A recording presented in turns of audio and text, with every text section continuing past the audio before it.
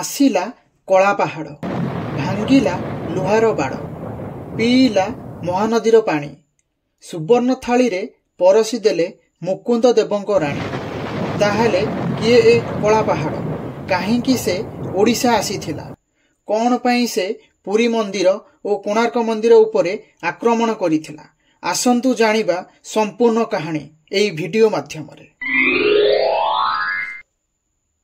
कला पहाड़ जड़े बंगीय न्यष्टिक ब्राह्मण जहांक प्रकृत नाम कलाचांद राय थे। कला पहाड़ बंग सुल्तान सुलेमान राणी सिपाही मुख्य थे। कला पहाड़ एक वीर योद्धा थे अदम्य साहस और शक्तिर से अधिकारी थे। कला पहाड़र वीरत्व और साहस देखि उपरे आकृष्ट हो जाइथिले सुलेमान राणींकर पुत्री दुल्हारी। कला पहाड़ मध्य दुल्हारी भल पाई बसी एवं विवाह करने को चाहिए जेहेतु दुल्हारी इस्लाम धर्मर थिले तेणु कला पहाड़ को धर्म परिवर्तन करने इस्लामी धर्म रे धर्मांतरीकरण हेले धर्म परिवर्तन कले ही विवाह करिपारिबे बोली धर्मविद माने कहिथिले।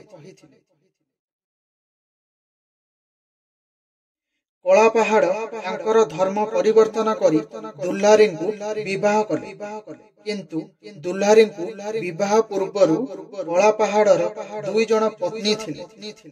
विवाहर किछि दिन परे कला पहाड़ तांकर पूर्व पत्नी मानक पाखकु फेरिबाकु चाहि बसिले आउ तांकर दुई पत्नी मध्य तांकु स्वीकार करिबाकु चाहुथिले मात्र तांकर मां समाज ग्रहण करि नथिले। कला पहाड़ निजर धर्म परिवर्तन करिबा पई पुरीर मुक्ति मंडप को जिबाकु धर्मविद माने कहिथिले। एही निष्पत्ति परे कला पहाड़ पुरी अभिमुखे बाहरी थिले। सेठी पहुंचीबा परे तांकु केही ग्रहण करि नथिले। कला पहाड़ श्री जगन्नाथंक पाखरे अनेक प्रार्थना कले किंतु किछि सुफल मिली नथिले किंतु रागी जाई से पुणी मुसलमान शैली को फेरी आसीथिले आउ मुसलमान धर्म ग्रहण करी निजर स्त्री सहित रहिबाकु लागिथिले मात्र किछि दिन परे कला पहाड़ हिंदू धर्म को घृणा करिबाकु लागिले आउ निज क्रोध को आक्रमण और ध्वंस माध्यम रे देखैबाकु चेष्टा कले। सेतेबेले ओडिशार हिंदू राजा मुकुंद देवंक शासन चली थाए। अनेक राज्य जय करिबा परे मुकुंद देव लागि पड़ी थांती अनेक जनहित कार्य करिबा। सेतेबेले दिल्लीर सिंहासन रे थांती मोगल सम्राट अकबर सुल्तान थांती। सेतेबेले दिल्ली सिंहासन रे थांती मोगल सम्राट अकबर सुल्तान थांती सुलेमान को राणी। अकबर चाहिथिले राजा मुकुंद देवंक सहित बंधुता बढ़ेइबा पाई अकबरंक नजर थाए बंगला उपरे आउ तापरे अकबर राजा मुकुंद देवंक उपरे बंधुता स्थापन हुए किंतु सुलेमान को राणी बुझी पारिथिले अकबरंक उद्देश्य कौन थिला। एही परिस्थिति रे मुकुंद देवंक प्रति सुलेमान राणींकर हितता बढ़िबाकु लागे। मुकुंद देवंक उचित शिक्षा देबा पई सुजोग अपेक्षा रहिले सुलेमान को राणी यह ही हेउछि तांकर सुवर्ण सुजोग। से युद्ध पई प्रस्तुत हेले तांको सैन्य बाहिनी को मध्य दुई भागरे विभक्त कले। गोटिए भागर दायित्व से निजे नेले आउ अन्य भागर दायित्व देले तांको पुत्र बायाजीत सहयोग करिया पई से नियुक्ति कले कला पहाड़। एपटे राज्य मुकुंद देव को कौनसी सहायता देवा अवस्था रे नथिला। अकबर संपूर्ण भावे एकाकी होई पड़े। राजा मुकुंद देव बायाजीत सहयोग करिबा पई से नियुक्त कले कला पहाड़। एपटे राजा मुकुंद देव को कौनसी सहायता देवा अवस्था रे नथिले अकबर संपूर्ण भावे एकाकी होई पड़िले राजा मुकुंद देव किंतु शेषरे युद्धरु पछघुंचा देई उट्टसीमा दुर्ग रे जाई आश्रय नेले। सुलेमान को राणी दुर्ग अवरोध कले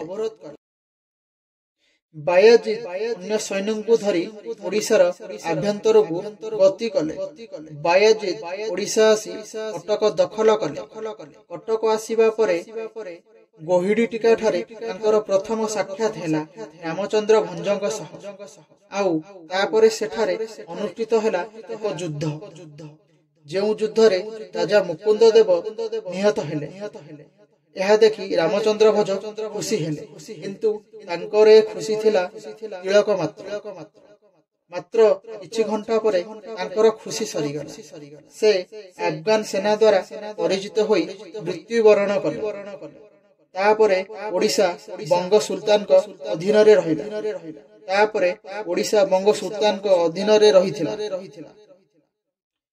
1568 ଖ୍ରୀଷ୍ଟାବ୍ଦରୁ ଆରମ୍ଭ ହୋଇଥିଲା ଆଫଗାନୀ ଶାସନ। ବର୍ବର କାଣ୍ଡ ରଚନା କଲେ କଳାପାହାଡ଼।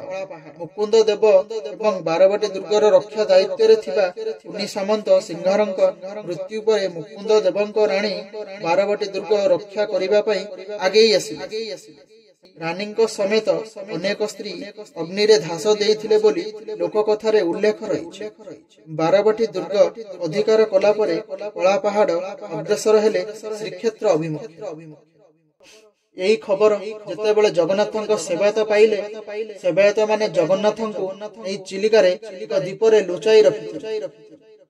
ଏହି ଖବର ମଧ୍ୟ କଳାପାହାଡ଼ ଗୁପ୍ତଚର ମାନଙ୍କ ସହାୟତାରେ ପାଇଗଲେ। ଖବର ପାଇବା ପରେ କଳାପାହାଡ଼ ସେହି ଦ୍ୱୀପକୁ ଯାଇ ଶ୍ରୀ ବିଗ୍ରହଙ୍କୁ ହାତୀ ପିଠିରେ ଚର୍ମ ଦଉଡ଼ିରେ ବାନ୍ଧି ନେଇଗଲେ। ଗଙ୍ଗା ନଦୀ କୂଳରେ ସେହି ମୂର୍ତ୍ତିକୁ ଅଗ୍ନି ସଂଯୋଗ କରି ଦାହ କରିବାକୁ ଚେଷ୍ଟା କଲେ। କିନ୍ତୁ ଶ୍ରୀ ବିଗ୍ରହଙ୍କର ଚମତ୍କାରରେ ଅନେକ ଦିନ ପରେ ମଧ୍ୟ କମ୍ କ୍ଷତି ଦେଖିବାକୁ ମିଳିଥିଲା। ଏହି ଦାରୁ ଦିଅଙ୍କ ଠାରେ ଦିନ ପରେ ଦିନ ବିତିଗଲା। ଅନେକ ଦିନ ଅପେକ୍ଷା କରି ବସିଥାଏ କଳାପାହାଡ଼ କେତେବେଳେ ଏହି ବିଗ୍ରହ ସମ୍ପୂର୍ଣ୍ଣ ଭାବେ ଜଳିଯିବ। ସେହି ସମୟକୁ ବିଶ୍ୱର ମହାନ୍ତି ନାମକ ଜଣେ ବୈଷ୍ଣବ ସେଠାରେ ଅଧାପଡ଼ା ମୂର୍ତ୍ତିରୁ ବ୍ରହ୍ମ ସଂଗ୍ରହ କରି ହୃଦଙ୍ଗ ଭିତରେ ପୁରାଇ ନେଇ ଆସନ୍ତି ପୁରୀ। ଆଉ ତାପରେ ଏକ ସ୍ୱତନ୍ତ୍ର ନବକଳେବର ଆୟୋଜିତ ହୁଏ ଏବଂ ସେହି ବ୍ରହ୍ମ ସ୍ଥାପନ କରି ପୁଣି ଥରେ ଦାରୁ ଦିଅଁ ତିଆରି କରାଯାଏ। ଏବଂ ଏହି ସାହସିକତା ପାଇଁ ବିଶ୍ୱର ମହାନ୍ତି ଓଡ଼ିଶା ଜାତି ପାଇଁ ଚିରସ୍ମରଣୀୟ ହୋଇ ରହିଛନ୍ତି।